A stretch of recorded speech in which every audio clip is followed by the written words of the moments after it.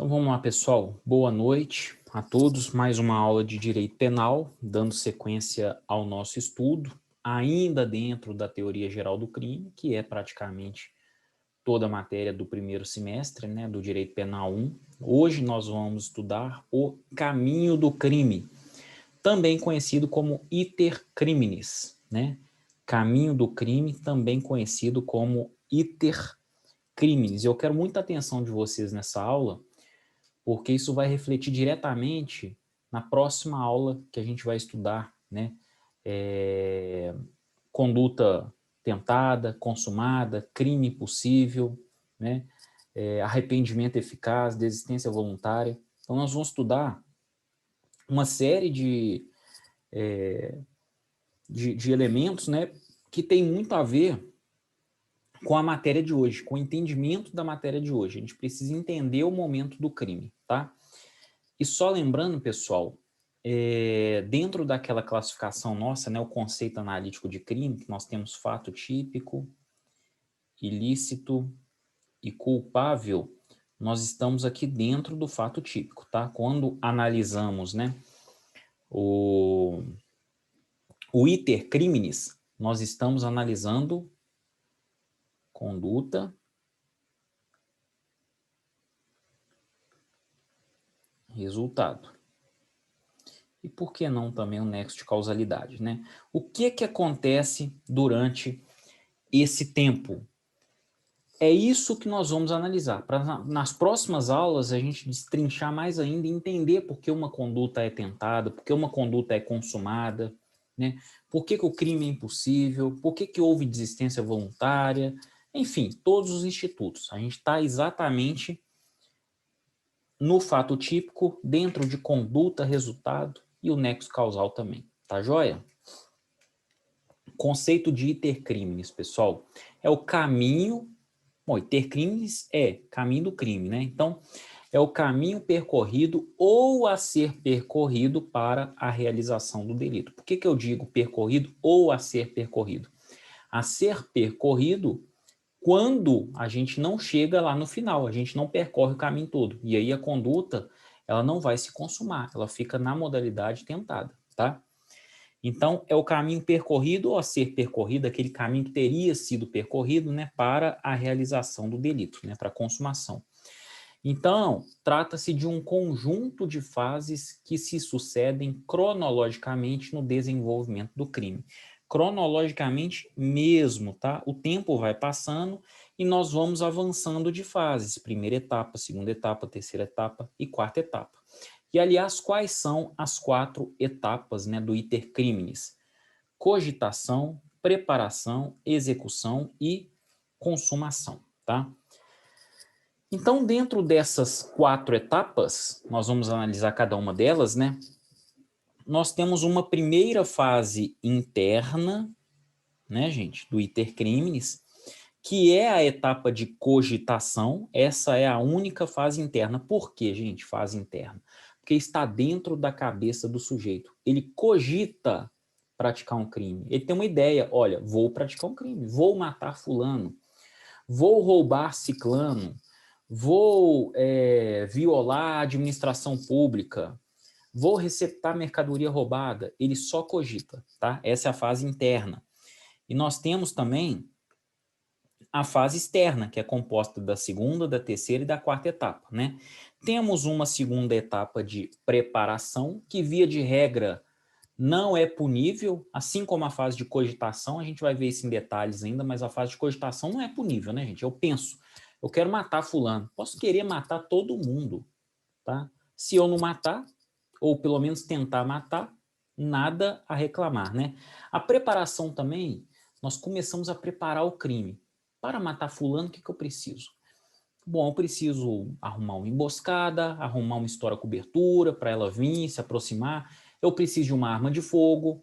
Então, essa etapa de preparação, em regra, ela é impunível, a não ser que o ato preparatório, por si só, constitua um fato criminoso. Por exemplo, porte ilegal ou posse ilegal de arma de fogo. Por si só, né, é um ato preparatório para o homicídio, comprar uma arma de fogo? É. Mas ela é punível, né? Esse ato preparatório é punível de forma isolada, porque existe um crime para isso. Caso contrário, a etapa de preparação também não é punível. Eu vou matar a pessoa como? Enforcada. E eu vou lá e compro uma corda. Esse ato preparatório de comprar uma corda é punível? De jeito nenhum. Corda a gente compra para qualquer coisa, né? Um taco de beisebol, vou matar ela ou vou lesioná-la com um taco de beisebol. E aí eu compro um taco de beisebol. Etapa de preparação é punível? Não, de forma alguma. Agora, a arma é, né? A arma é. Terceira etapa, gente, execução. Aqui sim a gente começa a entrar efetivamente na etapa punível. Lembrando que na fase da preparação, se o ato cometido constitui um crime autônomo, será punido, tá?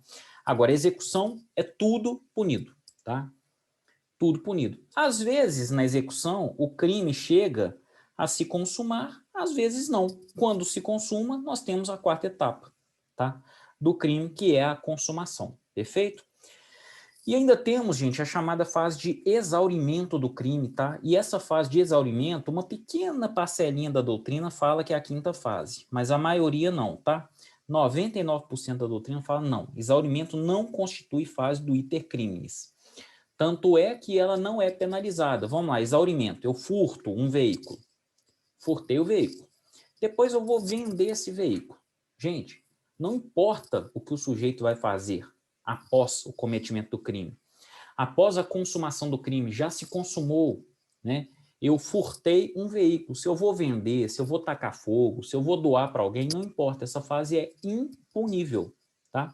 Impunível. Para nós aqui, claro, às vezes o exaurimento significa uma qualificadora, tudo bem, o crime vai ser punido com a qualificadora, mas não pelo exaurimento do crime em si. Tá joia? Então, essa fase, via de regra, é impunível e não constitui fase do iter criminis. Então vamos lá, gente. Cogitação, que é a fase interna, né? É o momento de idealização do delito, né? O agente tem a ideia de praticar o crime. O crime, então, encontra-se ainda no seu plano intelectual, está na sua cabeça, na sua mente. Por isso a gente fala que é uma fase interna, tá?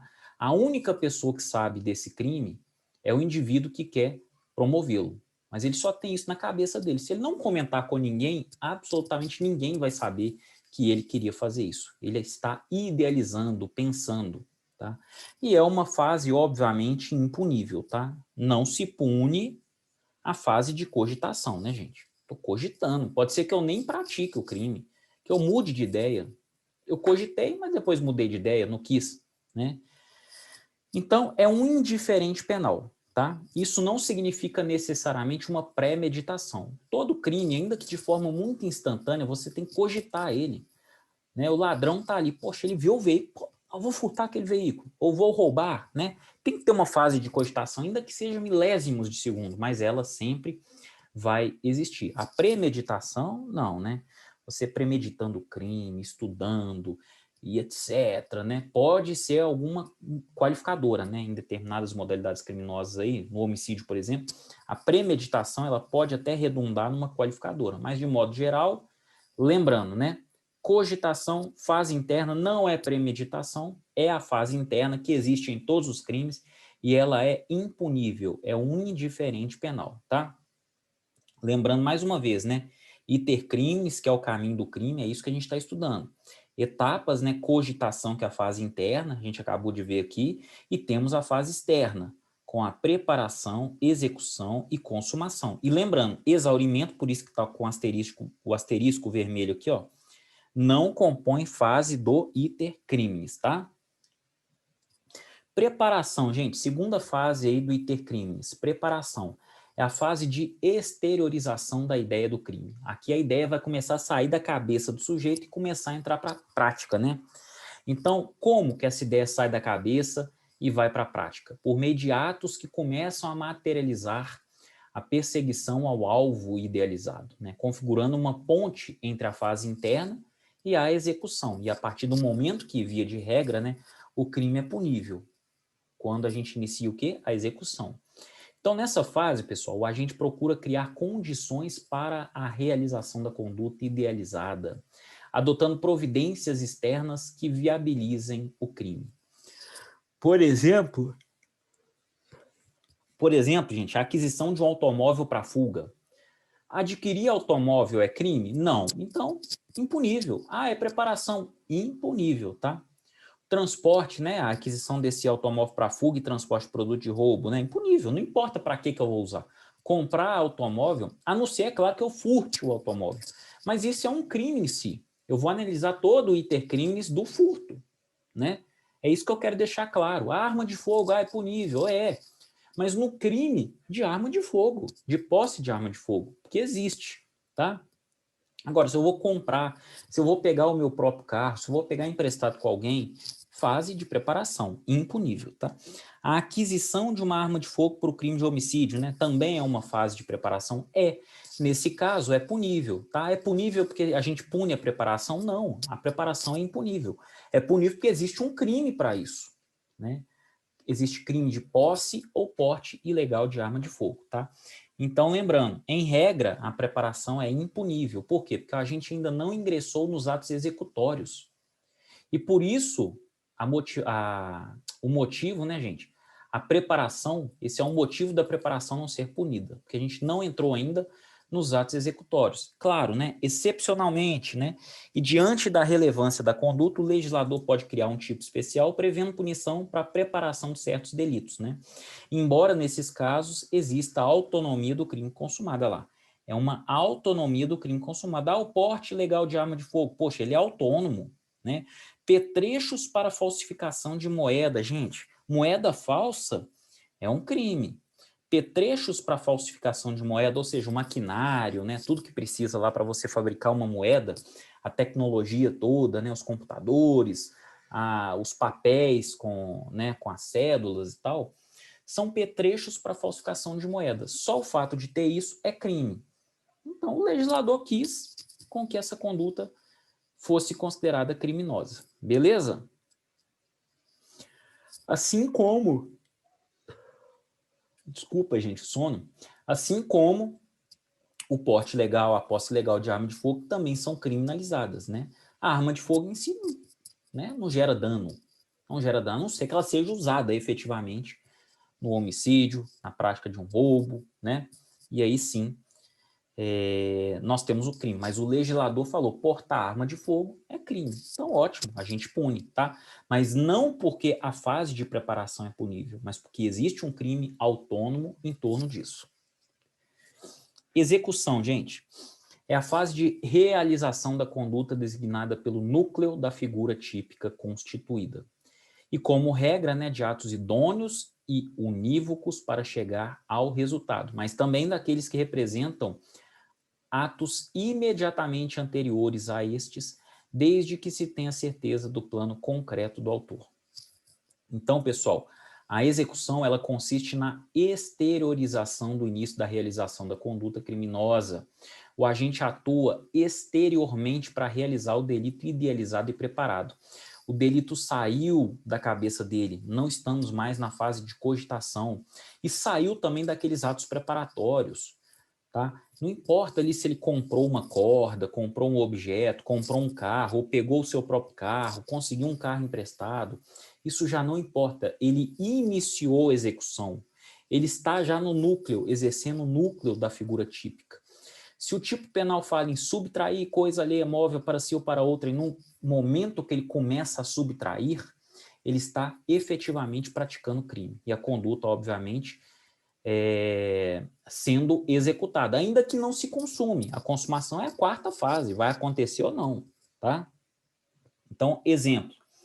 O agente criminoso quer subtrair objetos no interior de uma residência.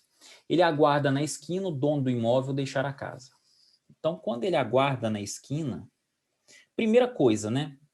Ele quer subtrair objetos no interior de uma residência. Está cogitando. Depois ele aguarda na esquina o dono do imóvel deixar a casa. Ato preparatório. A preparação dele é aguardar o dono sair do imóvel, né? Ato até então impunível, porque ele pode até desistir da ação. Falar, quer saber, não vou furtar nada não, deixa eu ir embora para casa que é melhor, né? Agora, depois que o dono sai, o criminoso pula o muro e ingressa no imóvel. Olha o início da execução, gente. Atos executórios sendo cometidos, né? Então, aqui, execução. Quando ele se apodera dos objetos visados, aí sim nós temos a consumação. Mas se, por exemplo, ele é pego pelo dono do imóvel, que o rende lá, antes dele se apoderar de qualquer objeto, houve crime? Houve crime. Porém, na modalidade tentada, a execução iniciou, ela foi interrompida por fatores alheios à vontade do agente. Então, nós temos a conduta na modalidade tentada. E aí, finalmente, né, pessoal, a consumação, né? É o momento de conclusão do delito, né? Quando se reúnem todos os elementos do tipo penal e o iter criminis encerra, tá? É a última fase do iter criminis. Olha lá. No crime de homicídio, né? Só haverá consumação após a confirmação da morte da vítima. E se a vítima sobrevive, ferida, né? O crime foi de homicídio tentado.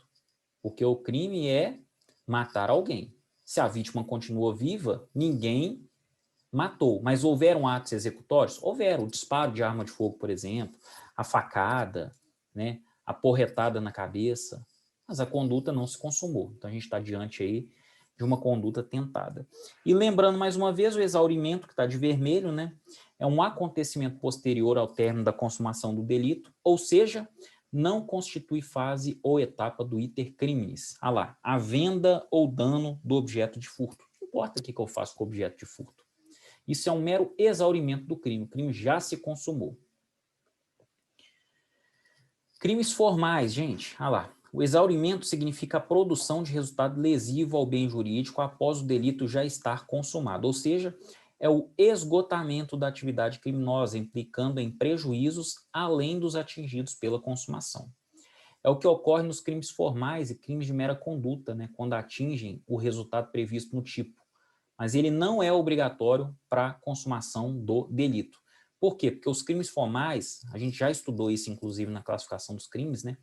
Nós os apelidamos também de crimes de consumação antecipada, porque não dependem da consumação para se consumarem. O início da execução já significa a consumação. A consumação, na verdade, é o exaurimento do crime. O exaurimento do crime é uma fase, inclusive, que não será punida. O crime já se consumou, tá?